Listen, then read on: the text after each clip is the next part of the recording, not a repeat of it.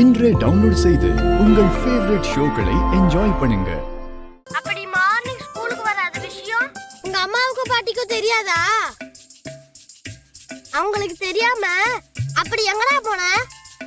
எங்க வீட்ல நான் இப்படிலாம் பண்ணா என்ன அடி வெளுத்துருவாங்கடா. ஆனாலும் உனக்கு ரொம்ப தைரியம் தான்டா. அதை பத்தி நான் உனக்கு நாளைக்கு ஸ்கூலுக்கு வந்து டீட்டெயிலா சொல்றேன்.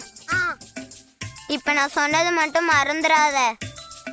எப்ப ஃபோன் பண்ணாலும் என்கிட்ட மட்டும்தான் பேசணும், சரியா? சரிடா, பாய்டா. ஓகேடா, பாய். அப்பா, எப்படியோ அம்மா கிட்ட மாட்டாம எஸ்கேப் ஆயிட்டோம். என்னக்கா, பயந்துட்டியா? நான் ராகுல் கிட்ட பேசி சமாளிச்சிட்டக்கா. நீ டோன்ட் வரிக்கா. அக்கா,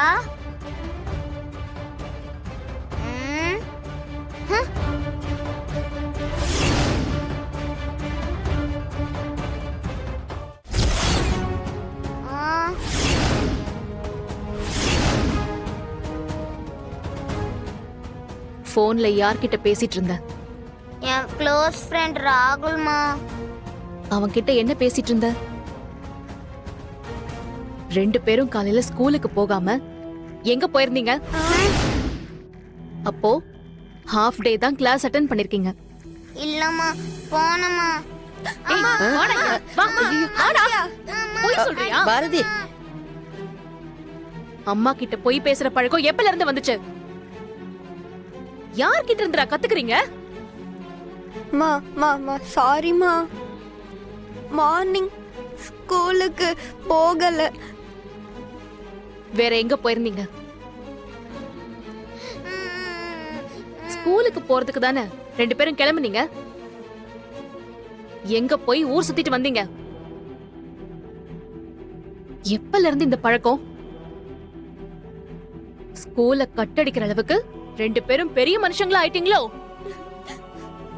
ஏ தமிழ், அவன் தான் சின்ன பையன், ஏதாவது ஆர்வத்துல தப்பு பண்ணுவான்.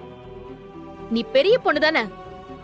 ரெண்டு பேரும் அம்மா கிட்ட உண்மையா இல்லாம போய் பேசுற அளவுக்கு வந்துட்டீங்கல்ல. எப்படி எப்படி இன்னைக்கு ஸ்கூலுக்கு ஃபர்ஸ்டா போனதுக்கு உங்க மிஸ் சாக்லேட் கொடுத்தாங்களா? ஒரு பொய்ய மறைக்க எவ்வளவு பொய்! இந்த வயசுல பொய் சொல்ல ஆரம்பிச்சா உங்க வாழ்க்கையே தப்பா போயிடும். என்கிட்ட உண்மையை சொல்லணும்னு உங்களுக்கு தோணவே இல்லல்ல? நான் தான் தப்பு பண்ணிட்டேன். உங்க ரெண்டு பேருக்கும் ரொம்ப செல்லம் கொடுத்துட்டேன். மாமா, உங்களை ஸ்ட்ரிக்ட்டா வளர்க்காம உங்ககிட்ட ஃப்ரெண்ட்லியா இருந்தல்ல, இது என்னோட தப்பு தான். சாரிமா. சரி, யார் கூட சேர்ந்து இந்த வேலையை பண்ணீங்க?